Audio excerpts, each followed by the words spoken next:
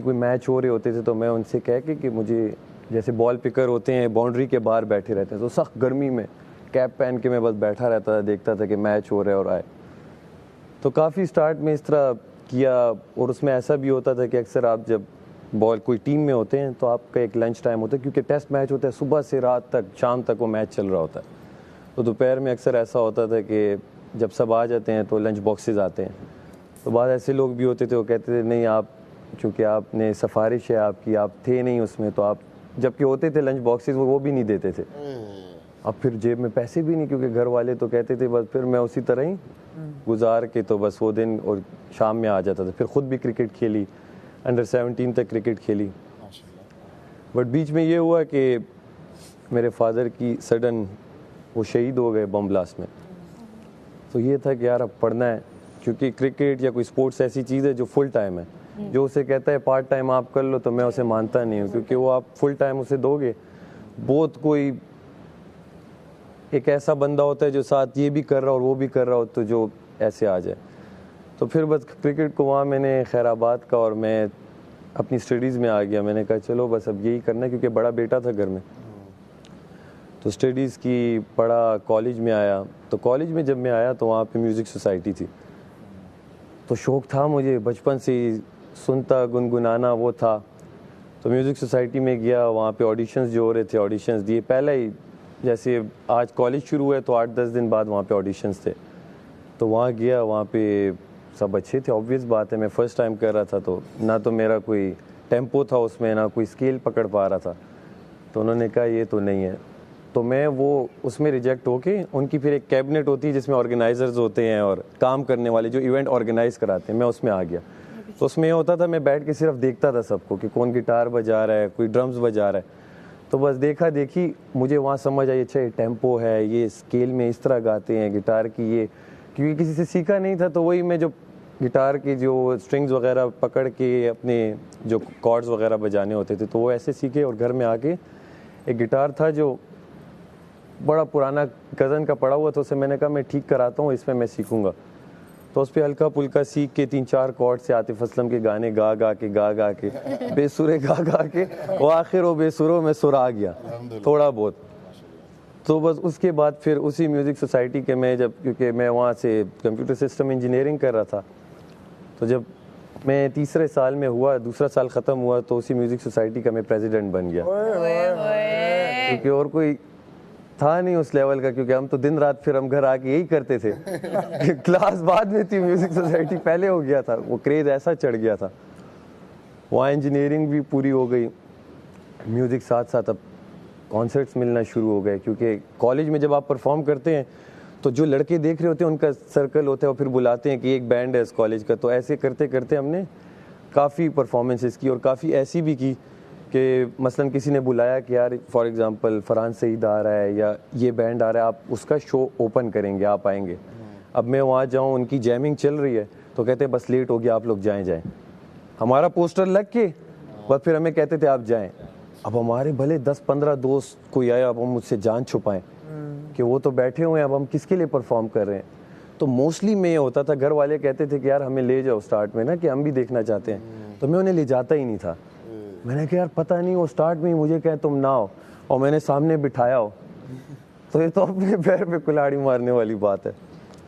تو ایسے کرتے کرتے میوزک بس چلتا رہا. پھر خود ہی اپنے کانسرٹس بھی کیے, اچھا الحمدللہ ہوتا رہا. اسی کی دیکھا دیکھی کچھ اچھے برانڈ سے انہوں نے اپروچ کیا کہ یار آپ ہمارے لیے ٹی وی سیز کے لیے کوئی پلے بیک سنگنگ کریں. وہ میں نے کی.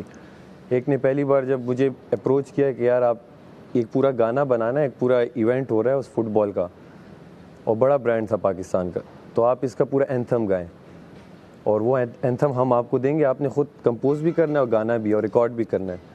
تو میں نے اسے جو بجٹ دیا تو اس نے اس کا مجھے, خیر بیچ کی باتیں, مطلب میں نے اسے جو بولا تو میں سمجھا میں کیا کر رہا ہوں, یا تو مجھے اپنی کچھ پتہ نہیں ہے, اور یا مجھے کچھ پتہ ہی نہیں ہے, تو مجھے اپنی کچھ پتہ نہیں ہے, اور یا مجھے کچھ پتہ ہی نہیں ہے. تو اس نے پھر دوبارہ وہ ہوا دوسرے سال, تو انہوں نے پھر مجھے اپروچ کیا اور اس کا بھی ڈبل دیا. ماشاء اللہ. تو میں گیم پھر آہستہ آہستہ سمجھ گیا کہ یار یہاں پہ کچھ لیٹ میں سمجھتا میں لیٹ سمجھا لیکن میں سمجھا. ساتھ ساتھ اپنا جاب اور وہ الگ الگ جابس کی اس سے پہلے بھی مطلب ایز اے رائڈر کہیں وہ فونز آتے تھے اور کیبلس بھی نہیں آتے کہ یہ فونز لو ٹیبلٹ لو. اور میڈی کو میں نے بتایا ایک دن وہ لے گیا سخت گرمی رمضان میں اور علاقہ غیر مطلب جہاں پہ ہاں وہاں اس وقت نہ وہ ہوتے تھے میپس گوگل فون اچھا تھا نہیں کیا گوگل میپس ہوتا. وہاں جا کے باہر جب دیکھا میں نے کہا ہاتھ میں لے کے سب کھڑے ہوئے اندر فون چلے گیا اب میں باہر انتظار کر رہا ہوں کہ فون واپس آئے گا کہ نہیں آئے گا. فون 1 گھنٹے بعد آیا کہتا ہے ہمیں چاہیے نہیں. اب فون ڈبہ کھلا پیک کھلا. وہاں 3-4 دن میں نے کہا یار یہ تو مجھ سے نہیں ہوتا. خیر ایک جاننے والا مجھے ملا اس نے کہا بھائی آپ کو پتہ ہے گھوڑے کو قیامت والے دن پتہ چلے گا کہ اس میں کتنی طاقت تھی اور وہ کسی کا ٹانگا بنا ہوا ہے کسی کا گھڑ سوار کا گھوڑا بنا ہوا ہے. وہ کہتے ہیں آپ اس ریس کے گھوڑے ہو آپ یہ کیا کر رہے ہو. میں نے کہا بات صحیح ہے میں کر کے آ رہا ہوں لیکن ایٹ دا اینڈ وہی گھر میں بڑا تھا تو جاب تو کرنی تھی کیونکہ میوزک کیا دیتا ہے ایک پروجیکٹ کر لیا تو اگلا کب ملے گا کسی کو پتہ نہیں. تو ساتھ ساتھ میں نے جاب بھی کی جیسے سافٹ ویئر کی اپنی کسی فرم میں ساتھ ساتھ وہ ابھی تک چل رہا ہے جہاں بھی ہوتا ہے ویب سائٹ بنانا یہ چیزیں وہ چل رہی ہیں. تو خیر جہاں میوزک کی بات آئی بیچ میں ایسے بھی پروجیکٹ ہوئے بڑے نام ہیں پاکستان کے میں نے ان کے لیے اتنا بڑا TVC کیا.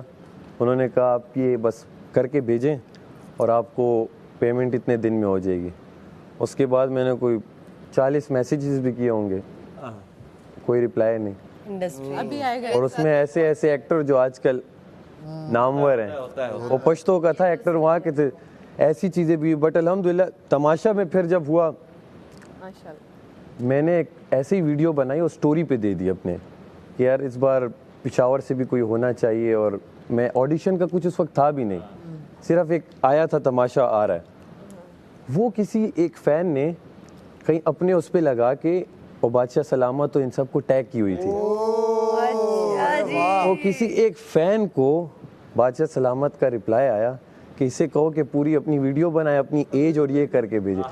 اب وہ فین مجھے پہلی بار میسج کرے اور میں اسے کہوں کہ یار یہ مذاق کر رہا ہے کہ جانے دو اسے. پھر میں نے سوچا شاید کیا پتہ ویڈیو تو میں نے بچا. اب بادشاہ سلامت کو میں اپنا آڈیشن بھیج رہا ہوں بادشاہ سلامت ایکسیپٹ نہ کریں میری ریکویسٹ. میں کہوں یہ اب میں نے واپس اس بندے کو بھیجا کہ یار یہ اب وہاں سے میسج آیا اس کی آواز نہیں ہے. پھر دوبارہ ویڈیو بنائی پھر اس کی آواز یہ تو سچ چل رہا ہے سب کچھ یہ خواب نہیں ہے تو سب کچھ سچ چل رہا ہے. تو حقیقت میں آیا پھر انہوں نے کہی بات میں کسی کو نہیں بتا رہا تھا گھر میں نے 1-2 کو بتایا انہوں نے بھی کہا یہ ہوگا تو اس کا نہیں بس چلو کیونکہ سب دیکھتے ہیں کہہ رہے تو بس اچھی بات ہے. یہ گھر والے پہلے ہاں گھر میں دیکھتے ہیں. میری امی تو ڈائی آرٹ فین مطلب وہ ایک بار نہیں بار بار انہوں نے دیکھا ہوا تھا. یہی سین ہے. ہاں میں جب فیملی فرینڈس میں بتایا ان کا ہم دیکھتے ہیں میں نے کہا اچھا کہہ رہے ہیں یار تمہارے لیے خیر میں نے لگایا کریں گے. بتایا کہ جس دن وہ تھا میرا انٹرویو ہوا تو مجھے آئیڈیا ہو گیا کہ شاید میرا ہو جائے وہ سمجھ آ جاتی ہے. پھر بھی میں نے کسی کو نہیں بتایا بس اپنا کام شام یہ ہو. تو جب فائنل کال آئی گھر میں بتایا سب بہت خوش تھے اور ایک بہت بڑی اپرچونیٹی کیونکہ پشاور میں اور پھر میں پشاور میں جس جگہ سے ہوں وہ بھی ایک چھوٹا سا علاقہ ہے اور اب وہ بہت بڑا ہو چکا ہوگا ماشاءاللہ سے وہ علاقہ انشاءاللہ. وہ تو جب جائیں گے وہ جو اکثر مذاق اڑاتی ہے ماہم تو وہی بات ہے کہ کسی کی نفرت کا بہانہ بن گیا ہوں. آج اچھے لگ رہے ہو آج ہونا چاہیے. تو کسی کی نفرت کا بہانہ بن گیا ہوں کسی کی خوشی کا سہارا بن گیا ہوں. ٹوٹنے پہ میرے ہوگی ان سب کی خواہش پوری یہ ذرا باہر جا کر تو دیکھیں میں ستارہ بن گیا ہوں. Thank you. آج مجھے مزہ آیا.